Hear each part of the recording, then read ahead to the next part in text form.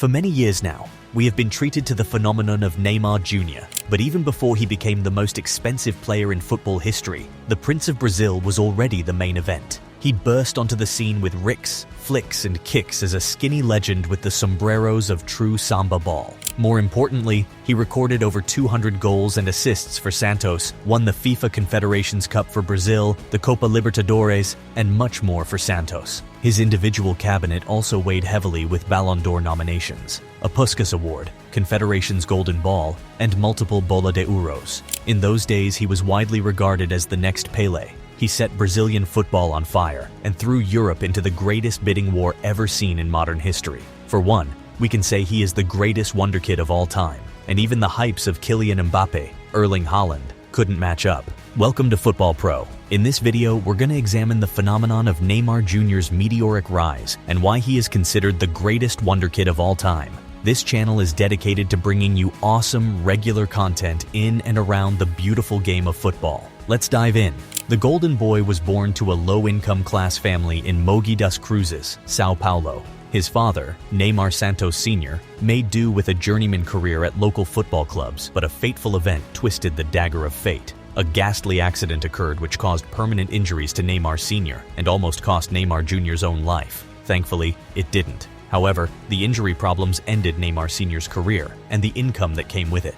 Soon enough, the family was struggling in poverty without electricity, living with candlelight instead, and soon had to move to Neymar Jr.'s grandparents' home, where they shared a single mattress. But amidst the chaos and struggle, the spark was lit in Neymar Jr., who started out with flicks and tricks in the neighborhood futsal. This earned him street cheers, but also the trained eye of scouts including Betinho, the man responsible for scouting another sensation, Robinho. His spark immediately caught flames as he earned a place at Portuguesa Santista, where he began wearing his 100% headband tradition. But even that was nothing of the ordinary. Neymar's short futsal career as the local sensation was full of joys and admiration, as superstars like Robinho came down to see him play, and even Santos legend, Zito. Zito immediately informed the president of Santos to sign Neymar real quick. Although this was difficult because Santos had no youth setup for his age, they quickly leaped bounds by creating one from scratch by formulating trials and coaching methods in record time. However, the Santos scouts were not the only one to pick up on his raw talent, as his skills would even take him as far as the shores of the Santiago Bernabeu, where he had tryouts for Real Madrid. His father made the key decision for his future that made him sign a youth contract and bleed the white of Santos. From there, life got better for the whole family, as his new income supported the purchase of a new family home close to Vila Belmiro, the home stadium of Santos. Our young prince was already creating generational wealth. For many years, he shone in the club's youth setups, giving the local populace a thing of dreams and hopes. 2009 was the year of the skinny prodigy's ascension. After getting bored with a deadlock Campeonato Paulista match against Oeste, the Vila Belmiro chanted for a 17-year-old Neymar Jr. to come on the pitch. It worked like magic as the coach granted Neymar his debut, where he influenced the game and helped the team win. The following week, he scored first professional goal and ended the season with 14 goals in 48 games. But it was obvious to see there was a lot more in store. The next season saw Neymar pull up a string of decisive performances for Santos to clinch the 2010 Campeonato Paulista. He also earned the Best Player award for the competition and ended the season with 42 goals in 60 games. Comparisons with greats like Pelé were already being made. They were fully justified as the phenomenon had already scored more than 50 goals in his first 2 seasons as a professional footballer. And there was no love lost. The great legend himself was a public fan of Neymar since his youth days. Following his early successes that year, legends like Romario and Pelé publicly pressured Brazil's NT manager Dunga to call up Neymar to the 2010 World Cup squad. In fact, a widespread petition to include the youngster gathered over 14,000 signatures but did nothing to change Dunga's mind. The coach stated that Neymar was incredibly talented but had not done enough at international level to earn a World Cup spot. But after Brazil's underwhelming performance at the tournament, Dunga would be sacked, and new boss, Mano Menezes, would select the prodigy for a friendly in July. And he scored on his debut, showing the potential of a true asset for a nation wishing on the 6th star. On the business end, the offers poured in. First came West Ham's 12 million and Chelsea's 20 million. Santos had to play the fierce white knight to fend off all sorts of transfer jabs from European clubs, but everybody knew it was only a matter of time before he would arrive in Europe. In anticipation of the event, Santos sold a 5% of the future transfer fees to an investment group, Terceira Estrela Investimentos S.A., TISA, for 1.5 million euros. Even Warren Buffett would approve. Oh, by the way, a lot of hard work and care goes into these videos, so if you could help us out and click that lovely subscribe button, we'd greatly appreciate it. Don't forget to give this video a thumbs up too. Neymar was the embodiment of the samba spirit. He was a skillful dribbler, as fine as the silkiest textile. He would weave in and out of defenses like it was nothing, leaving the opposition dizzy and crowds awed. Goalkeepers were not left out, as they were stunned with his finishing. His joy not only showed in his plays but also in his celebrations. The young god would dance his sorrows out at the touchline, in the locker room, and in music video cameos. All would go viral, as worthy of the national treasure he became. But with all this power and grace, also came a big ego. Once upon a time, Santos manager, Dorival Jr., chose a different player to take a spot kick won by Neymar himself. This caused the youngin to throw a rageful fit. He was so unconsolable that day that the linesman had to calm him down. The fallout afterwards was not pretty either. His manager originally intended to have him suspended for misdemeanor, but the club backed its priced jewel instead and sacked the manager instead. Yes, an 18-year-old was already influencing careers and shaping clubs, but then it probably paid off. The next season, Neymar scored 6 goals on the run to the Copa Libertadores final. At the final stage, he scored the opening goal at the home leg in a 2-1 win over Penarol, and eventually, a total victory on aggregate following the earlier 0-0 in the first leg. No one was more grateful than the Santos fans. The club had won its first Libertadores since 1963, when the king himself, Pelé, had brought the title home.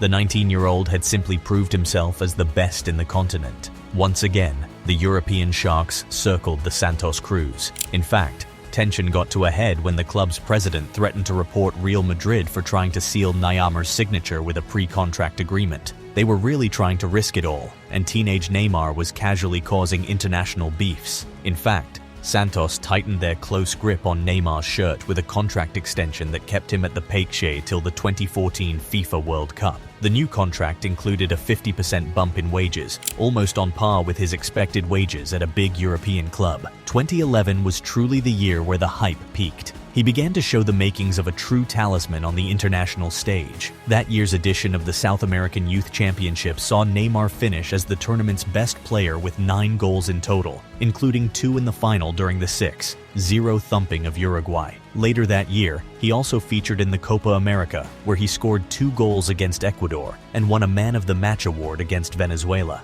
However, the Brazil NT would fall short as they lost out on penalties in the quarterfinals. After his Copa Libertadores heroics earlier that year, he would also star at the Club World Cup, where he would play against FC Barcelona in the final. Although his team got dismantled, his performances still earned the tournament's Bronze Ball award right next to Lionel Messi's Golden Ball. His individual cabinet would swell after he was awarded the prestigious South American Footballer of the Year award with a very wide margin. That year, he would also make the FIFA Ballon d'Or shortlist as the only player from outside Europe. Although he didn't make the top 3 finalists, his incredibly sublime goal against Flamengo won him the Puskás Award. Going home empty-handed was never an option.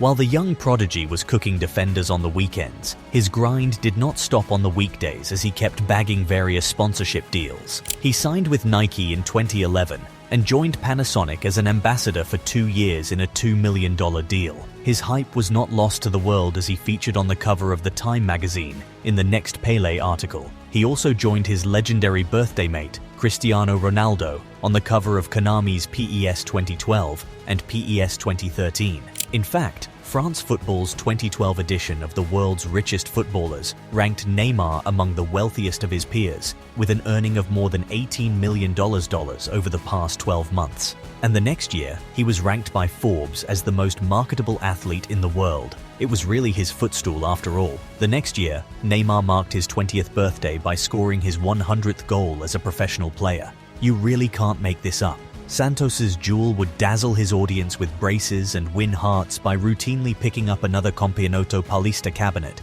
alongside a haul of Best Player awards. During the 2012 Olympics, Neymar fully established himself as the national team's magic ace, leading Brazil to a silver medal behind Mexico with an impressive 3 goals and 3 assists. In the Continental Libertadores, Neymar turned up the heat with a campaign high of 8 goals, but Santos fell at the semi-final hurdle to champions Corinthians in the semi-finals. His 14 league goals in the 2012 Brasileiro earned him the Best Player in the League award. But even that was not the ordinary. He received the Bola de Ouro concourse specially reserved for the most dominating players in Brasileiro history, only won by Neymar and Pelé himself. He was truly on another level. He once again made the FIFA Ballon d'Or shortlist and was nominated for the Puskás Award. Although he won none at the FIFA Gala, he won a consecutive South American Player of the Year award ahead of his idol, Ronaldinho. The next year was no different, as Neymar started 2013 by scoring a brace in his first match and continued his dominant run for Santos. He soon echoed his desire to play in Europe for big clubs like Barcelona, Real Madrid, and Chelsea.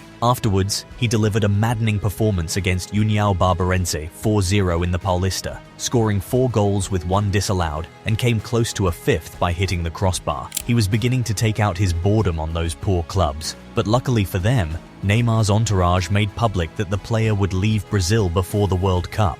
In May 2013, Santos announced that they had received 2 offers for the star. The next day, Neymar Jr. announced himself as a Barcelona player. On the 26th of May, Neymar Jr. played his last match for the Paixi Whites that saw an emotional moment, marking the end of an era. After recording over 200 goals and assists, winning hearts through continental, national, and regional glory, and earning far and many individual achievements for himself, the White Magician would finally leave the shores of Santos. Before linking up with his idol, Lionel Messi, at Barcelona, he would drop another incredible performance at the FIFA Confederations Cup. In case Europe had missed any bits of his Wonderkid era, they saw a taste of what was coming as he dominated the competition and clinched the Golden Ball ahead of the likes of Iniesta, Suarez, David Villa, and Sergio Ramos. The masterstroke to his latest crown was dismantling world and European champions Spain to the tune of Samba in a 3-0 finale. On 3rd of June 2013, Neymar Jr. drew over 50,000 fans to the Camp Nou for his presentation. And the rest, as they say, is history. Thanks so much for sticking around until the end of the video. We hope you enjoyed it. But why stop now? Click this video right here for more awesome content.